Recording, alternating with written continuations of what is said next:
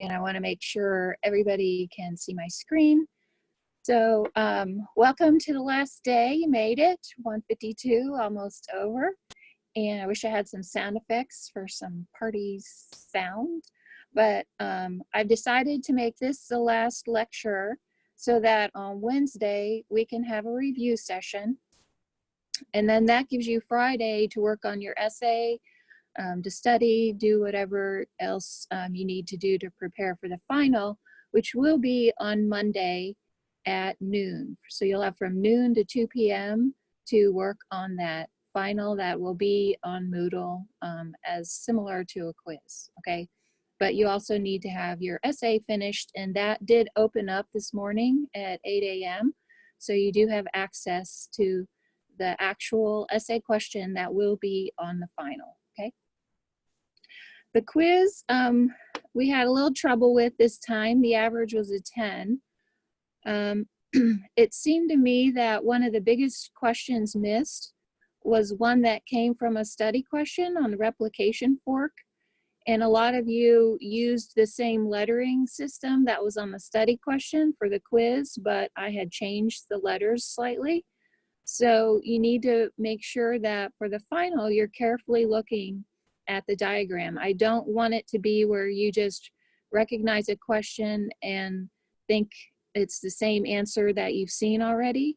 I have to assess whether you understand it or not just whether you can memorize a question. So understanding and memorization are different. So I will use similar questions that you've seen on studied question sets or quizzes, but I may not word it exactly the same. So you have to watch out for that, okay?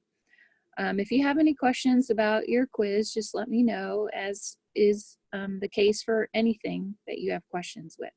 So the review session, I will bring my own questions, but then I'll leave time at the end for you to ask if there's particular areas of concern that you need clarification on, okay? Also, I'm not quite sure the format that I'll use for the review, whether I'll do it where I want everybody to show me an answer, or I'll just let people shout out. But just have some note cards or paper, or if you have a dry erase board, just have it handy in case I do want everybody to answer questions and show it to me on your camera, okay? All right, so let me go to my screen.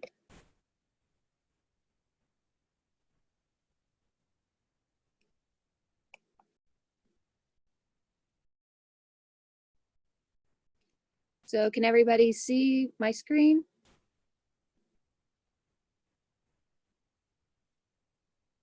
Can everybody see this? Yes. Okay, great. Thank you. And this is just one of the study questions I wanted to go over because a couple people did miss this, where when I give you a sequence, a messenger RNA sequence, you are gonna need to find the AUG in that messenger RNA. That's what a ribosome will do. It's not gonna start here. Okay, it doesn't just start at the beginning of the messenger RNA. You have to scan the messenger RNA until you get to the first AUG, and that will likely be the starting point for the polypeptide. So this is the correct way to do it. Many of you already did it correctly. I just wanted to point out for those that didn't.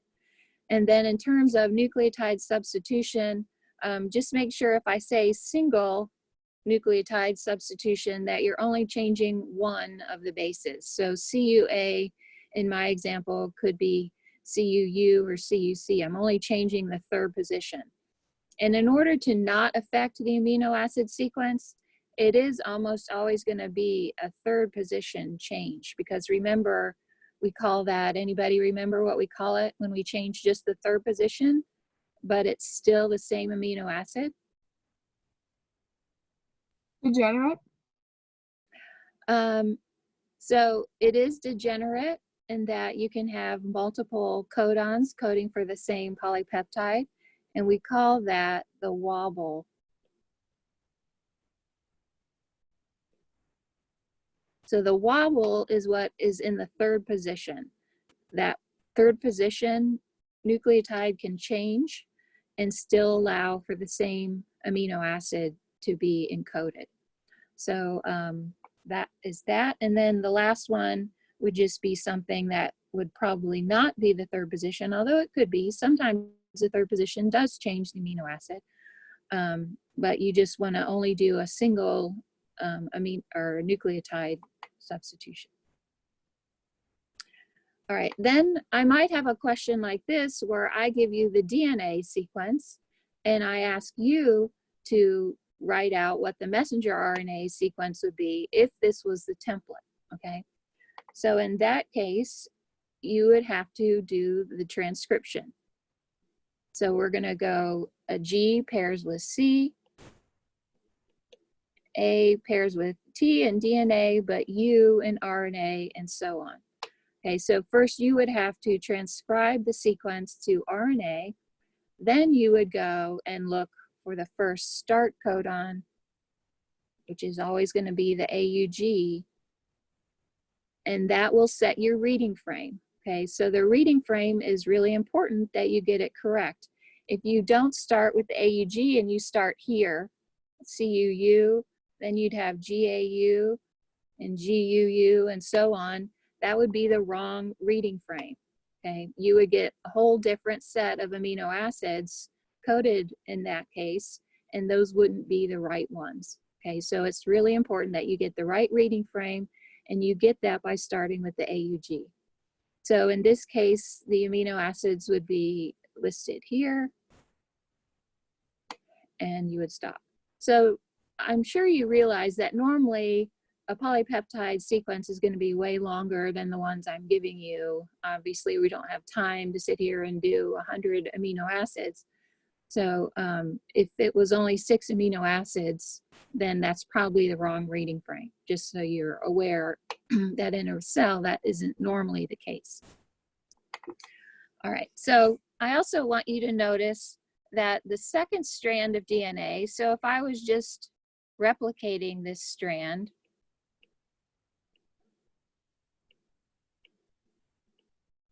okay, so this is the other strand of DNA, and so on. It's going to have the same sequence as the messenger RNA, okay, except for the T's will be replaced by U's. But other than that, it's going to be the exact same sequence. So we call this the template strand, the one that the messenger RNA is going to be complementary to. But by being complementary to the template strand, it's identical to the non-template strand.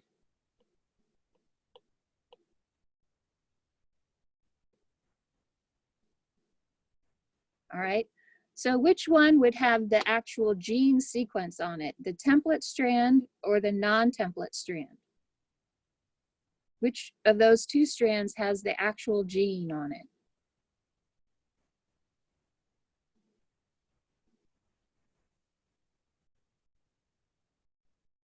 So the gene itself is going to be on the non-template strand because the RNA has to have the same sequence as the gene.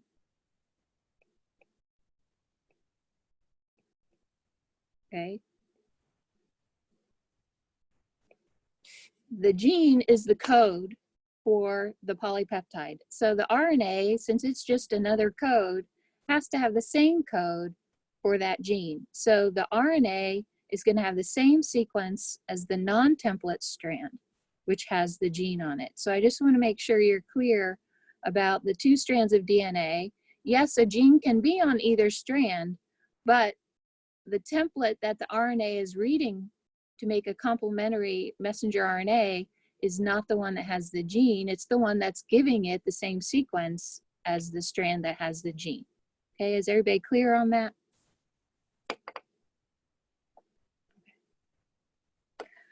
So today we're going to talk about regulation of gene expression, and this figure is showing you different stages of development of some vertebrate embryo. And all these different purple staining patterns represent the expression of different genes that you can see in different places in the embryo and at different stages of embryo development. So the central dogma tells us that the genes are used to encode for polypeptides. But it's not just that simple. There are several more levels that we have to understand in regulating the gene expression. When does a gene make a specific polypeptide, and how much polypeptide should it make? So what about in a single cell organism like bacteria? Do they just express all of the genes all of the time because they're just single cell? Well, the answer is no. They don't, because even though they are single cell, they still don't need the same proteins being made all the time. It depends on what the cell is doing. So if yeast, for example, is growing aerobically, it's going to have different genes being expressed than if it's growing anaerobically, because it needs to do different things in those situations. Another example is that E. coli that are part of your microbiome, the good E. coli in your intestines, well, they need certain amino acids to grow, like tryptophan. So if you happen to be eating tryptophan-rich foods, then it doesn't need to make it. So, for example, Thanksgiving, they say turkey has a lot of tryptophan. So you're living the good life, enjoying a good Thanksgiving dinner. The E. coli in your intestines then are also living the good life and don't have to make their own tryptophan. So those genes could be turned off. But when you're not eating a lot of protein, the E. coli still needs the tryptophan. So it's going to have to start making its own by expressing the genes that are involved in tryptophan synthesis. So by changing its gene expression or activity, so this is the same as expression,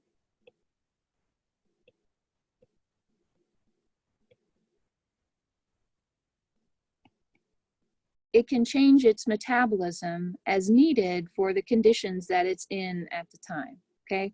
So this is true whether it's a single-celled organism like bacteria, or it's a cell that's part of a multicellular organism like humans. So we know that in multicellular organisms, not all genes are expressed at the same time. If they were, then it would be really hard to explain why a skin cell looks and functions differently than, for example, a retinal eye cell or a muscle cell. So we know that cells have the same DNA, but what makes a skin cell look and function differently than an eye cell is that different genes are expressed in a skin cell than in an eye cell. So we call this gene regulation, or regulating the expression of genes. So do prokaryotes, like bacteria, regulate their genes differently than eukaryotes? Well, a little bit they do. So they have these groups of genes clustered together in what's called an operon. And these multiple genes, so this is many genes together, right next to each other,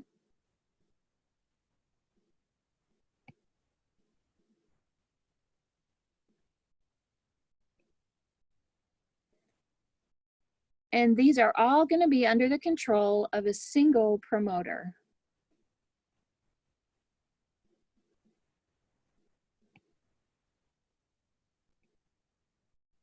Which is different than how eukaryotic genes work. So many genes side by side with a single promoter. And this was discovered by Jacob and Monod in the 1950s. And this operon has three parts to it. The promoter, which is still where RNA polymerase is going to bind, so that's the same as in eukaryotes. But when the prokaryotic RNA polymerase starts transcribing, it's going to make one really long messenger RNA that has all of the genes represented, okay? So it's going to end up having multiple coding regions, and it's going to end up encoding multiple polypeptides, all from one big messenger RNA. So all of the genes needed, for example, to make tryptophan will be transcribed at the same time in one big messenger RNA. And then all of the polypeptides, or the enzymes, in this case, they're not always enzymes, as you know. Polypeptides can be other types of proteins that aren't enzymatic. But in this case, we're making tryptophan, so they're going to be enzymes. And all of the enzymes then will be translated at the same time off of that single messenger RNA. The second component is called the operator, and this is a stretch of DNA within the promoter or right before the genes that controls access of the RNA polymerase to the genes or to the promoter. So this is the place where a repressor protein is going to be able to bind. So a repressor binds to the operator region and it stops transcription. So this is an on-off switch. It controls whether or not transcription will occur by binding of proteins, okay? So by themselves, some operons are always on. So if no repressor binds to the operator, it will transcribe and translate all the time. But you can turn it off if this repressor binds to the operator region. We have these kinds of proteins too. We call them transcription factors, and they can turn on genes, as we've talked about, by binding to the promoter region. But we also have transcription factors that can turn genes off, and we haven't talked about that yet, but we'll see that today. So ours also works both ways to turn on and off transcription. And then the third part of the operon, of course, is the genes. So this is the part of the DNA that's going to code for the polypeptides that will be made. So overall, prokaryotic gene regulation is similar to eukaryotic in terms of components. They're just arranged a little differently. So let's look at one of the operons. This is called the tryptophan operon, or TRIP operon, and it's very well characterized. It has all of the genes in the operon it needs to make the amino acid tryptophan. So these are going to be TRIP genes. And they're all side by side in this operon. And we have the promoter upstream. Remember, we call that upstream. The operator is also here. And then downstream are the genes. We also have a gene that produces the repressor. So this is the regulator gene here. And it's going to be located close to, but not necessarily within the operon itself, okay? And it's going to have its own promoter, but it's not really shown here. So the operon is active when there's no tryptophan present. And the bacteria then needs to make its own. Okay, that makes sense. But when tryptophan is present, then the operon is inactive. And what happens is the repressor protein, there's always some inactive repressor expressed by the repressor gene, okay, but it's in inactive form. But when it binds to the repressor, when it binds to tryptophan, because tryptophan is present, now it's able to go and bind to the operator region, change conformation, and repress transcription.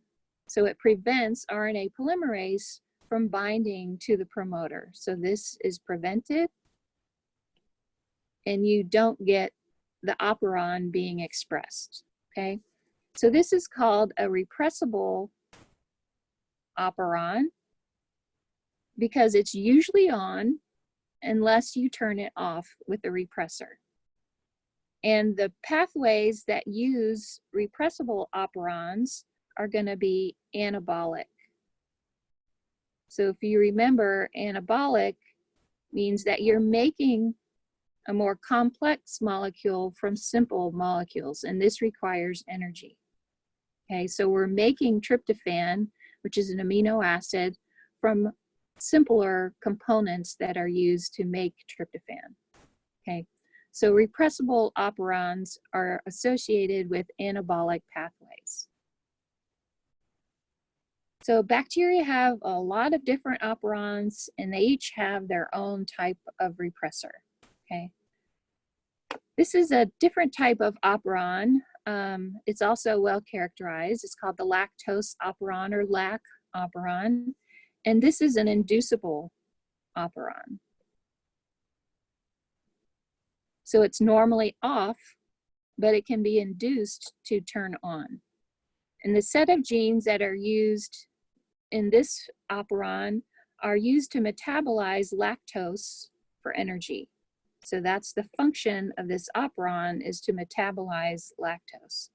So that tells us right away we're metabolizing something. So that's a catabolic reaction. So inducible operons are usually associated with catabolic pathways. Okay, so we're breaking something down to its simpler components. So this operon is off when lactose isn't present. Okay, there's nothing to metabolize, so why would you have the genes for metabolizing lactose on? Because there's no lactose present. So the repressor protein is expressed and is bound to the operator, and it prevents transcription. So in this case, the repressor doesn't require being bound to anything, okay? It's already ready to repress. But if there's lactose present to metabolize, then the repressor is bound by the lactose, and this prevents the repressor from binding to the operator. So now the genes are able to be transcribed and translated to produce the polypeptides and all the enzymes that are needed to metabolize the lactose. But it turns out with this operon, there's also another level of regulation, and that is that even with prokaryotes, glucose is a better energy source than lactose, just like it is for eukaryotes. And because activating this operon takes a lot of energy, if glucose is present, then the cell needs to inhibit the LAC operon because it can use its energy more wisely to metabolize glucose than lactose. So it will only turn on the LAC operon if glucose is absent, but lactose is present. Okay, if glucose is present, it doesn't matter if lactose is present or not. It's going to metabolize glucose instead because it gives more energy that way. So how does the cell know if glucose is present or not? Well, there's a protein called cyclic AMP. So the CAMP stands for cyclic AMP. And this is a type of second messenger we've talked about.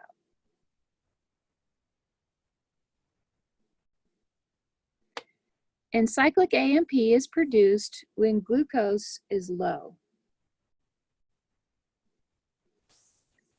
So if cyclic AMP is produced, it's going to bind to another protein called cyclic AMP activator protein, or CAP. So this is cyclic AMP activator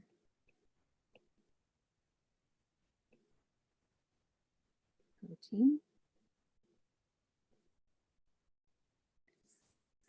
And when cyclic AMP binds to CAP, this will in turn bind to a region upstream of the LAC promoter. So there's a CAP binding site upstream of the promoter. And this binding actually increases the affinity of RNA polymerase to the promoter. So it makes RNA polymerase have higher affinity for binding and makes it better at transcription. So this will initiate transcription. When CAP isn't bound by cyclic AMP, as occurs when glucose is high on the bottom here. So glucose is high, you don't make cyclic AMP. So CAP isn't bound, so it stays inactive. So it doesn't bind to the CAP binding site. And that makes RNA polymerase have a lower affinity for the promoter region. And so it doesn't initiate transcription. Okay, so that's just another level of regulation for this particular operon.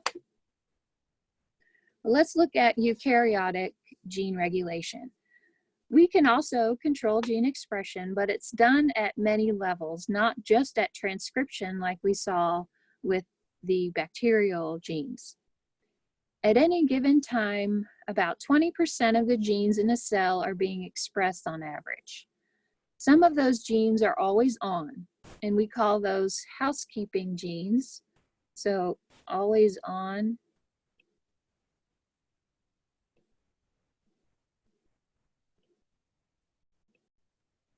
Some people call them constitutive genes.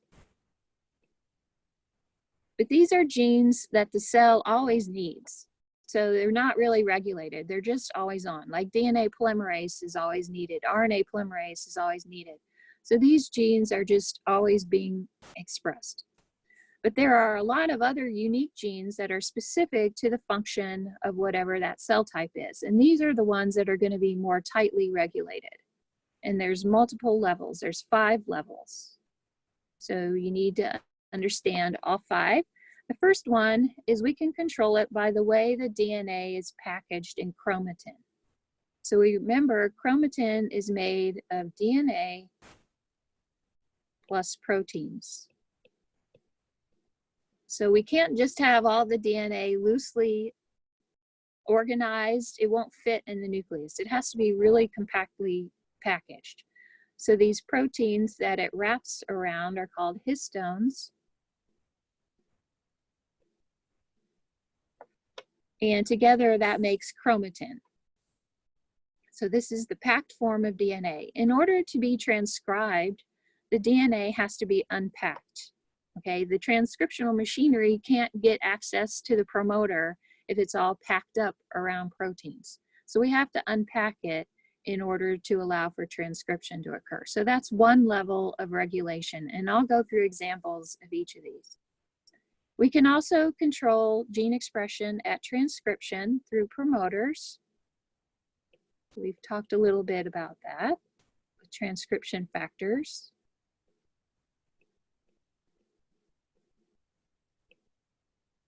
So this is very similar to what we just saw with the bacteria, okay?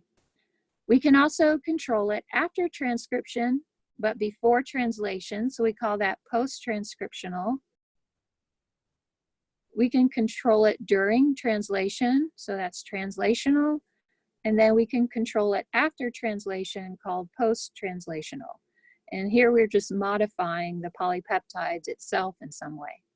So all of these 5 ways of modifying gene expression without changing the DNA code itself is referred to as epigenetics.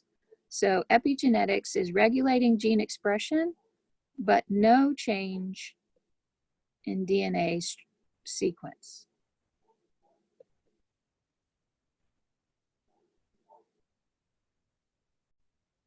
We can also regulate gene expression by changing the sequence, but those are mutations. So that's a different level of regulation, okay? So we're gonna focus right now on epigenetic means of regulation. So no changes in DNA sequence. So the first one is the chromatin structure. And if you remember, DNA is packaged with these proteins called histones as chromatin. And the unit of chromatin is called a nucleosome. So this is the unit, and this structure right here with proteins represented in blue. And then of course the DNA, the black strand, so that's wrapped around these proteins, and those units are called nucleosomes. So you might have learned it when you first learned about DNA as beads on a string. So that is this order of nucleosomes. Heterochromatin is very tightly packed. Okay, there's lots of nucleosomes packed together, and the genes on this DNA are not available for expression. So these are silent, okay? They're transcriptionally inactive. They're not accessible to the transcriptional machinery. Euchromatin is loosely packed, and here the DNA is accessible, so this would be transcriptionally active region. So we have access to the DNA here, okay?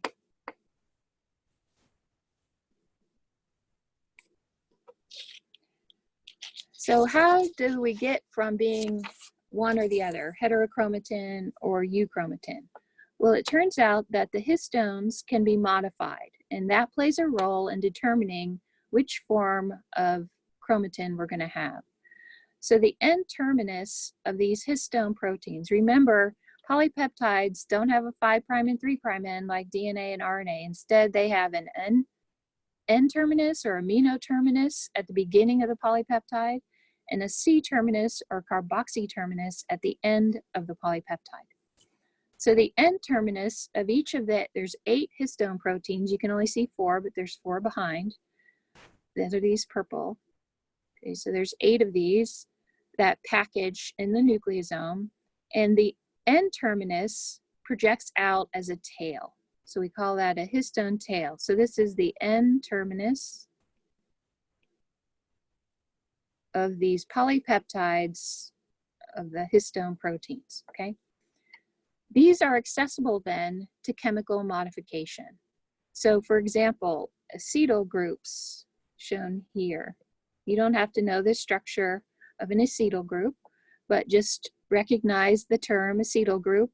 And if the acetyl group is added to the N-terminus of these histone proteins, that's going to loosen the structure, and that's going to make it become more euchromatin-like, and the genes will now be accessible to be transcribed. If the histone proteins are modified with methyl groups, then that's going to cause them to favor heterochromatin formation and be more tightly packed and not be transcriptionally active. So it depends on the chemical modification of these histone tails as to which form of chromatin we're going to have. Is it accessible or non-accessible? Okay. You can also modify the DNA itself with methyl groups, not just the proteins, the histones, but also the DNA. And that also leads to a lack of expression. So what's an example of using chromatin structure to change gene expression?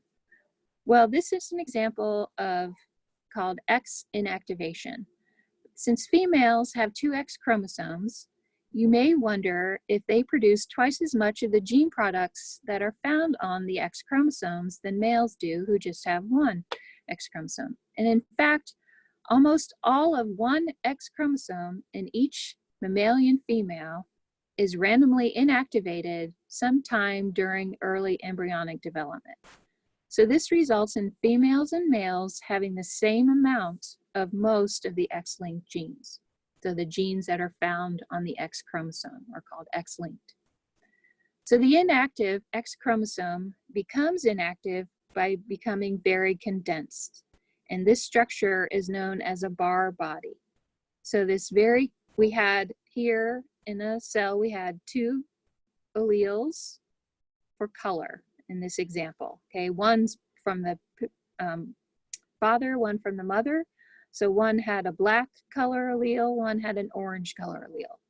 Then at some point during embryo development, as the cells are dividing, one of the 2 chromosomes becomes inactive, and it's just random as to which one it is. So here, the black allele is on the inactive chromosome, and here the orange allele is on the inactive chromosome. So those inactive chromosomes are called bar bodies.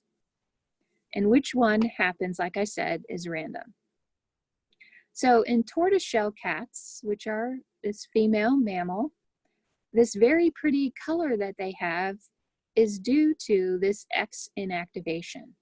So some cells received the bar body that was inactive in black allele, black color, and some cells received the inactive chromosome that doesn't have any more orange color available. So depending on which is which, if you have this one, you're going to have black color on those hair cells. If you have this one, you're going to have orange color in those hair cells. So that mosaic of color throughout the hair cells is due to this random X inactivation. So that's related to chromatin structure, okay?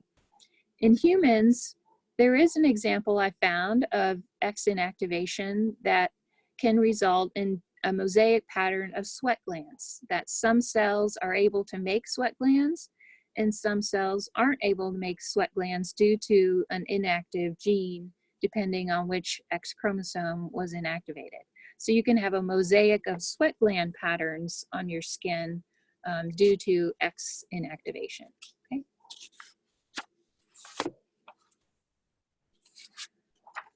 All right. So now we're going to talk about the next level of gene regulation, which is transcription. And we already mentioned this is similar to the prokaryotics in the operons. And we've talked about having transcription factors already.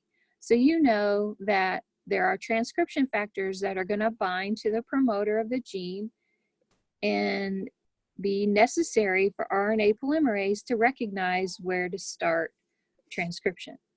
Those are called general transcription factors. They bind right at the promoter close to the gene. So here's the gene that RNA polymerase is starting to transcribe, okay? There are also sites for transcription factors that are far away from the gene, far upstream. So this is upstream from the gene. And there are lots of potential sites for other transcription factors to bind. And some of these transcription factors will promote transcription, and some of the transcription factors will inhibit transcription. Okay, so we have these regions that are not close to the promoter. They can be thousands of base pairs away, but they fold over. You see how the DNA is actually folding so that these proteins could eventually interact with the general transcription factor machinery. But you can have regions called silencer regions on the DNA. So these are sequences on the DNA that are going to be bound by proteins called repressors, just like bacteria. So these are repressor transcription factors that bind to silencer regions. And when they bind to silencer regions and the DNA folds over, they're going to inhibit transcription. We also have regions that are called enhancer regions, and these will be bound by activator proteins, activator transcription factors. And when they fold over, they can promote transcription. So whether or not a gene is transcribed or not depends on many, many transcription factors. It could be dozens, it could be 50, it might even be 100 transcription factors that are all influencing whether or not the gene is going to be transcribed and the level of transcription. Is it going to make a little bit? Is it going to make a lot? Is it not going to make any at all? So eukaryotic genes are much more complicated in the sense that we have a lot more regions where transcription factors can bind and influence the general transcription factor machinery. Okay. Another difference with eukaryotes is that we don't have all of our genes that are needed in a certain pathway right next to each other. They can even be on different chromosomes. So unlike the operon of bacteria, ours are scattered throughout our entire genome. Okay. So in the nucleus, the chromosomes actually occupy very distinct territories. So that's what's shown in this figure here. These are actual chromosome numbers.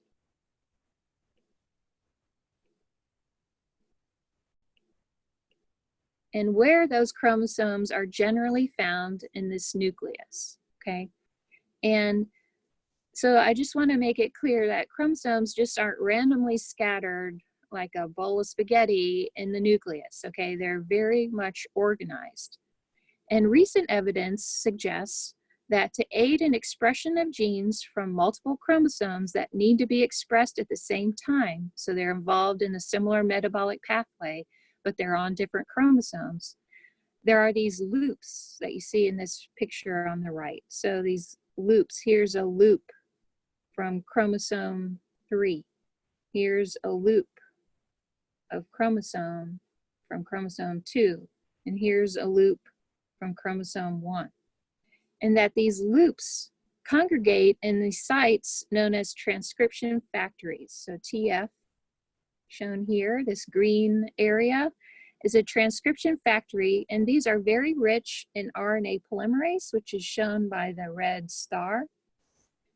And other transcription factors are also going to be here that are needed for expression of genes that are involved in a common function like a metabolic pathway.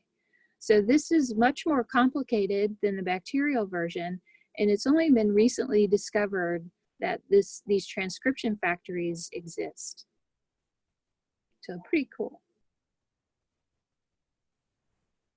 All right, while every cell you know has the same DNA, each different cell type is going to have different transcription factors. So that's how we get the changes in gene expression.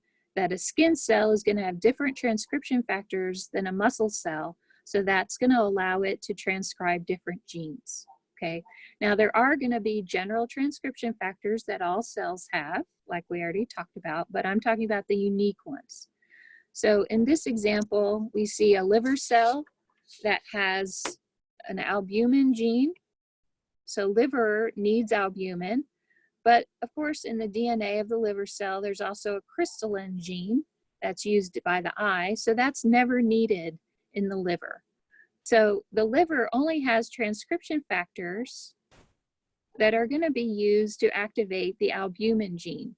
The transcription factors that would recognize sites to activate the crystalline gene aren't present in the liver cell. But in the eye, in the lens cell of the eye, the opposite will be true. They don't have the transcription factors needed to make albumin because the eye doesn't need that, but they do have the transcription factors needed to make the crystalline protein that the lens of the eye needs.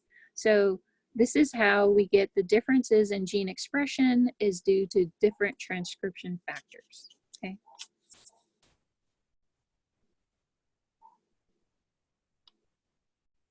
The next level of gene expression is post-transcriptional gene regulation. That means it's occurring after transcription has occurred, and we've already talked about the fact that before messenger RNA can leave the nucleus, one of its modifications is to splice out the introns, right, and to put the exons together.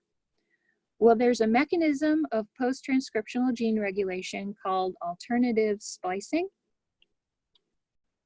And this allows for the same messenger RNA to be spliced differently. So from the same gene, we can get different polypeptides, okay? So in this example, we have the exons A, B, C, D, and E. So in one case, all of the exons are put together and we get a certain polypeptide, but there might be different conditions of the cell that don't require this protein product 1, but instead require protein product 2. And to get protein product 2, we don't use exon C, and we only put A, B, D, and E together. So that's alternative splicing, where we're actually removing an exon as well as the introns to get a different protein product. So that's a common level of gene regulation used in eukaryotes. One example of this is with hemoglobin. So we talked about hemoglobin requiring 4 polypeptides to come together to form one hemoglobin protein. And the fetal version of hemoglobin is different than the adult version. Still uses the same polypeptides, but there's an alternative splicing event because fetal hemoglobin needs to have a stronger affinity for oxygen than adult hemoglobin. The fetus is taking oxygen away from the mother's hemoglobin. That's how the mother provides oxygen for the fetus. So the fetal hemoglobin needs to have a stronger affinity for the oxygen or it can't take it off of the mother's hemoglobin. So it'll go through an alternative splicing event that changes the hemoglobin and makes it have this higher affinity. If the adult version was high affinity, then it would never release it to the fetus. So this is a really important difference for hemoglobin between fetal and adult versions. Another level of gene regulation is at translation itself. And this can alter gene expression by blocking the binding of ribosomes, for example. So here we see a gene called MS7G. So this is the mRNA for that gene. This is a gene that's expressed in neurons. And in some cases, there's a protein called FMRP. You don't have to know what it stands for, but this is a protein. And in some people, this protein is present and it binds to the messenger RNA. And instead of allowing for normal translation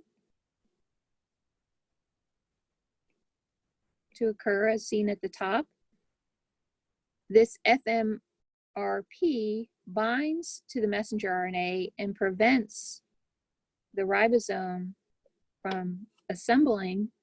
And so there's no translation of the MS7G mRNA. And this results in cognitive impairment with a disease called Fragile X syndrome. So this is just one example of translational regulation. It's not a real common mechanism used by the cell, but it does happen. But a much more common method of gene regulation is called post-translational regulation after the polypeptide's made.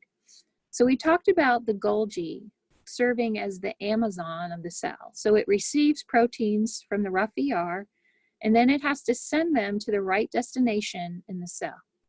So in order to get to the right place, the polypeptide often receives some sort of modification signal added onto the polypeptide that will direct it to a certain place. So we call that protein targeting. We're adding what's called a signal sequence to the polypeptide after translation that will direct it to the right place in the cell. So another reason that post-translational modification is used is to sometimes make a protein active. This allows proteins to be made in an inactive form and then just hang around the cell so that they're ready to be used when conditions warrant that they're needed. And they don't have to start all the way from transcription, go through translation when they're needed. They're already ready to go. They just need a post-translational modification to become active. So one of those post-translational modifications that's very commonly used is phosphorylating one of the amino acids on the polypeptide, just adding a phosphate group. And that will change the conformation of that inactive protein, and now it will be active. Okay, so this is commonly used in enzymes. So that again, you save time going through transcription and translation. All you do is add a phosphate group, and now it's active and ready to go. Okay. Another example of activation is cleavage, where you're actually breaking the polypeptide. Because some polypeptides are formed with extra amino acids that make them inactive. And you cut those extra amino acids away, and now the polypeptide's active. So this is seen with insulin. It's made in a version called proinsulin, which is bigger, then part of it's cleaved, and now you get the active form of insulin. And sometimes a protein or a polypeptide isn't intended to be in the cell for a long period of time, and that's especially true for proteins involved in the cell cycle. So once they're not needed, they need to be degraded so the cell cycle can stop if it's supposed to stop. And this is done by a post-translational modification that involves tagging it with a molecule called ubiquitin. And ubiquitin causes the protein, when it's tagged onto the protein, to be recognized by a structure called a proteasome. And the proteasome only takes ubiquitin tagged protein, and it will then degrade them. It has enzymes inside that will cut all the peptide bonds and will degrade this to small fragments that can be reused by the cell. So protein degradation is another type of post-translational regulation because you're adding ubiquitin to a polypeptide, okay? So these are the 5 levels of gene regulation that are epigenetic. There's no changes in the DNA sequence. But let's look at a common disease that's caused by improper gene expression, but this is due to mutations. So this is not epigenetic. We are changing the sequence of the DNA, but it still alters the level of gene expression. And that occurs commonly with cancer. So we have 2 types of genes that are primarily involved in transforming a normal cell to a cancer cell. And one of those, this is the normal version called a proto-oncogene. These are normal genes. We all have these, we all need these, and they regulate cell growth and division. Okay, so cell growth and division.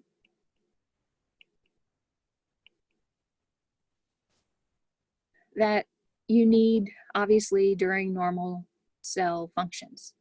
But the problem is, if it gets improperly regulated, then proto-oncogenes can become a different version called oncogenes, which are the bad version, and these can lead to cancer.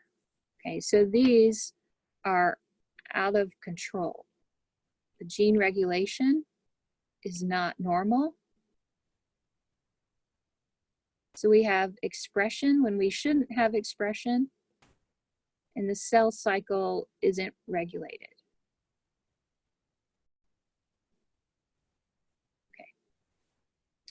Proto-oncogenes can become oncogenes in a variety of ways. So we see that in this figure. One way is by a point mutation. So this is a single nucleotide change. So it's pretty impressive that just one base being wrong can cause so much problems. So single nucleotide change is a point mutation. If that change is, say, in an enhancer region of a gene, and that might allow the enhancer to bind all the time instead of be regulated like it should. So you get a lot more gene expression than normal. So you get protein in excess. Or the point mutation might be in the gene itself, in the proto-oncogene, and that makes it resistant to degradation by the proteasome. And so that protein stays around when it should be being degraded. Okay, so that could lead it to becoming an oncogene. So there's different point mutations that can make a proto-oncogene not function, not be regulated properly, and become an oncogene. Then you can have a mutation in the promoter itself. So sometimes chromosomes, and that's going to be this case here, sometimes chromosomes from 2 different pairs will stick together during mitosis and actually exchange DNA, and that's not good. So this is not the crossing over that's supposed to happen during meiosis, okay, that's good. But this is crossing over that occurs during mitosis, where DNA is exchanging, and it shouldn't be. Remember, daughter cells should be identical. There shouldn't be any crossing over, but it happens sometimes. So it's a mistake that occurs during cell division and mitosis. And sometimes the promoter from one gene, say that's always on, say a housekeeping gene that we always need, so the promoter is always on. What if that gets what we call translocated, so it moves to the promoter region of a proto-oncogene that's not supposed to always be on and should be regulated. So that type is called a translocation. It involves a bigger piece of DNA mutation than just a single nucleotide change, but a whole piece of a promoter from one gene becomes the promoter of a different gene. And if that gene is an oncogene and now it's allowed to be expressed more than it should be, you also will get excess protein product, okay? And this has been seen. They do know certain cancers are caused by such a translocation. Then the 4th type that can happen is amplification of the entire gene itself. So we have point mutation, where it's just one base change. We have a group that's changed, and now we have the whole gene being amplified during cell division, and we get lots of genes instead of just one, and so obviously that's going to result in excess protein as well. So all of these are ways that normal proto-oncogenes get mutated and become oncogenes that are now not properly regulated. And because they're involved in cell growth and division, they cause cells to grow and divide too much. And that's what cancer is all about. The second type of gene that's primarily mutated in cancer is called a tumor suppressor gene. And as the name implies, these genes are supposed to stop cell division, so they repress cell division normally. So we don't always have cell division going on. That would be a big issue. So when we initiate cell division, we also have to be able to stop cell division, and that's what tumor suppressor genes do. So if they get mutated where they're not functional, then we lose that ability to stop cell division and we can get excessive growth. So I talked about before, when we normally grow cells, like in a petri dish, once those adhesion proteins, you remember back a little bit, so there's these proteins in the plasma membrane called adhesion proteins. And when they're in contact with each other, they stop growing, they stop growth. So epithelial cells use these so that they can form this nice sheet where they're very close together.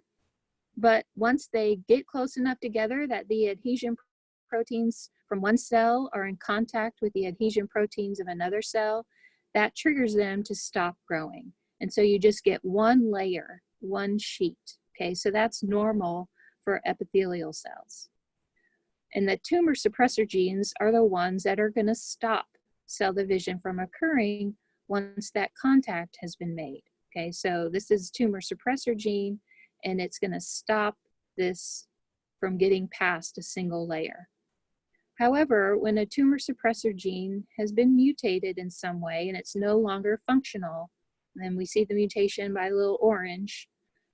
If both get mutated, so we have two copies of the tumor suppressor gene because we're 2N, so we have two copies, which is a good thing. Both of them have to get inactivated in some way to stop function, all right? And when they stop functioning, then this contact-dependent inhibition stops, and you get multiple layers of cells, which we call tumors, okay? But the good news is, as long as you have one good copy, it will work, and it will stop tumors from forming. So that's the good news about tumor suppressor genes, is you have to inhibit both.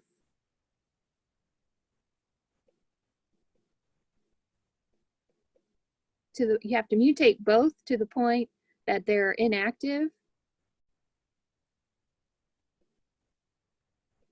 to cause some effect. So as long as you have one good one, you're okay.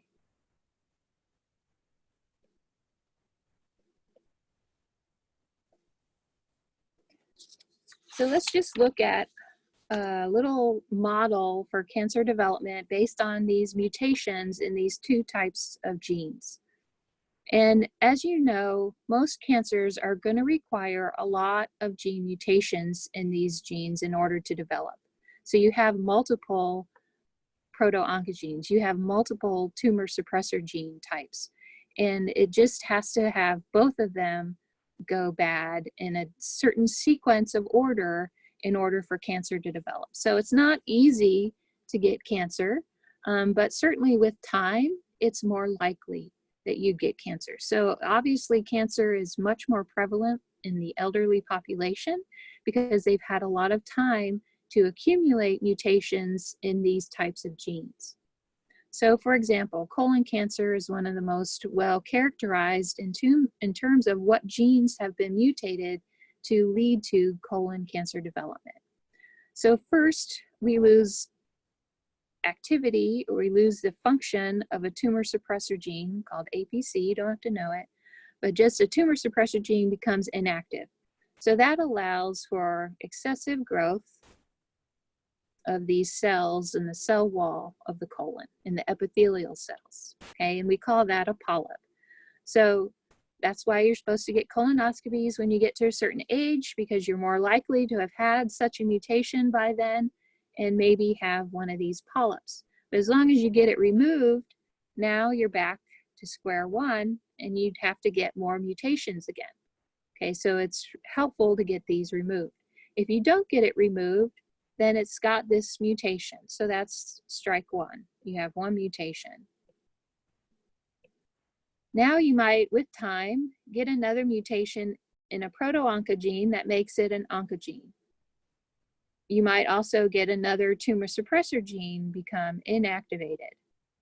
That's strike 2 and 3. So you're accumulating more mutations, and those are allowing for a larger growth.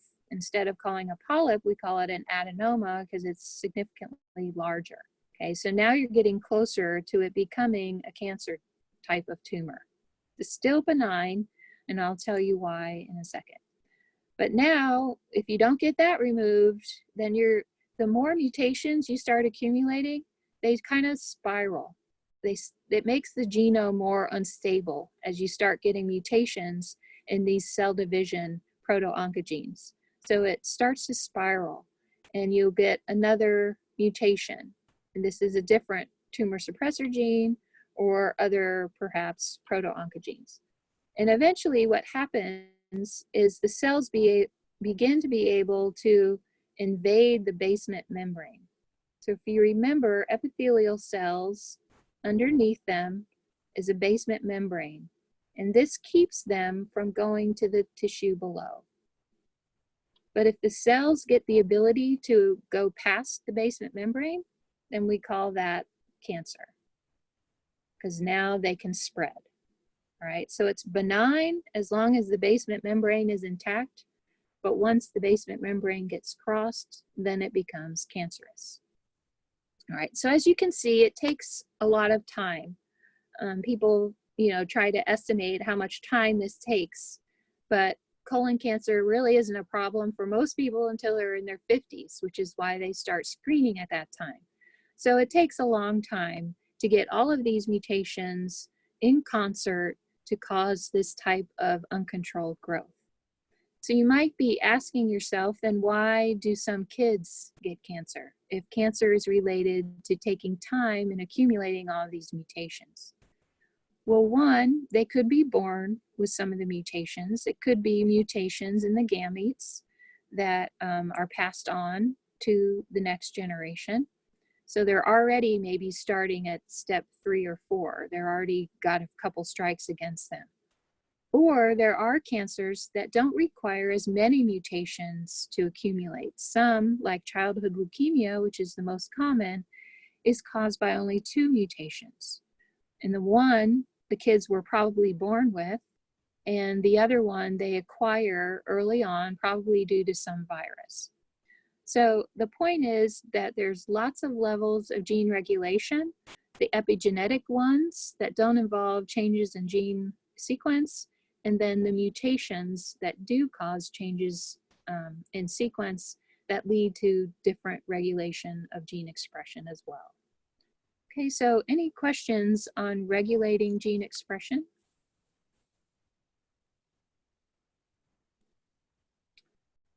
Okay, well, I will talk to you then on Wednesday with review questions. And don't forget your lab paper, for those of you in my labs, are due Tuesday by the end of your lab period. And please make sure you are making revisions. So please don't just turn in your other rough draft again, because I'll be able to tell. And this is worth 30 points. And I do want you to pay attention to your peer reviews as well as my review, and just make it as best of a paper as you can.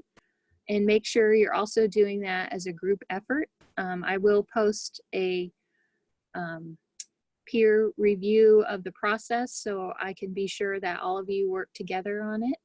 And that would be the ideal situation. Okay, so if no other questions, I will talk to you on Wednesday. Have a good day.